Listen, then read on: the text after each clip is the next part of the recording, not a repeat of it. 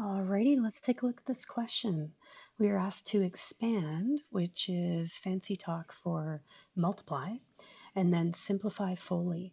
So, well, it says simply, but it's simplify, which means when you hear the word simplify, you're basically following BEDMAS, which means we would start by looking within the brackets. So within the brackets, you would look, we have adding, subtracting going on, but do we have like terms? And since it's w squared w, those are different from each other. The variable needs to be the same. And then we have negative 15, which doesn't even have a w.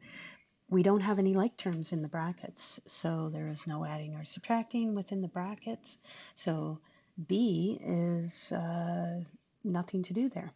Then E is outside exponents. So like if we had, an exponent outside this bracket of a 2 or something, then we would consider how we would deal with that.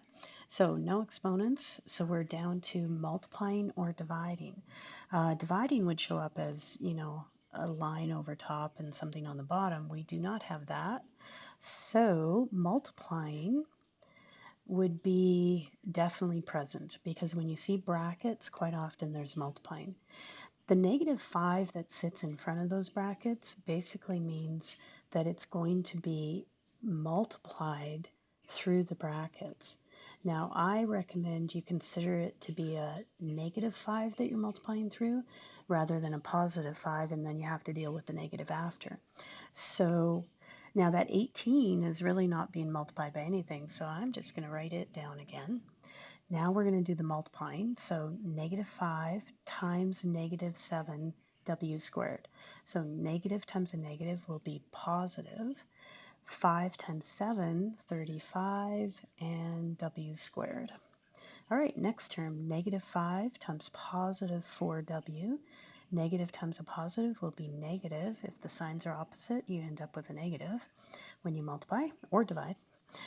5 times 4 will be 20, and there's no other w's, so just w goes along for the ride.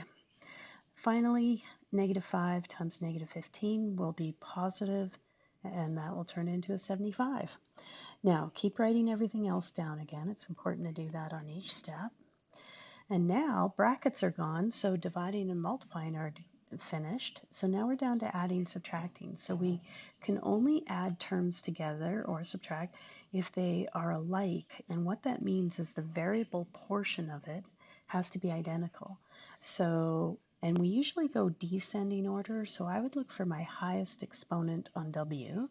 So 35w squared. W squared is our highest exponent. Then we're looking for other w squareds. So here's a w squared, and I underline the number in front as well as the sign in front of that number.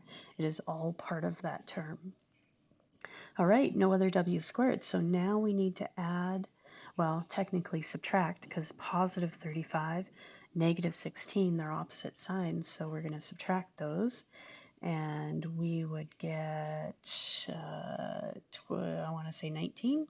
Sorry, early in the morning, brain's not working yet. Okay, so we'd get 19w squared. All right, so we've got those ones. Let's cross them off.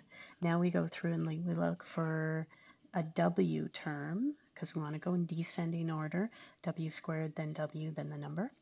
Okay, so we have negative 20w. Any other w's? Yes, positive 14w. So a negative 20, a positive 14, they're opposite signs, so they're actually going to subtract. 20 minus 14 is 6, but the 20 was bigger, so negative would be the one to rule the day. Negative 6 then, and w is part of that. All right, so those terms are finished.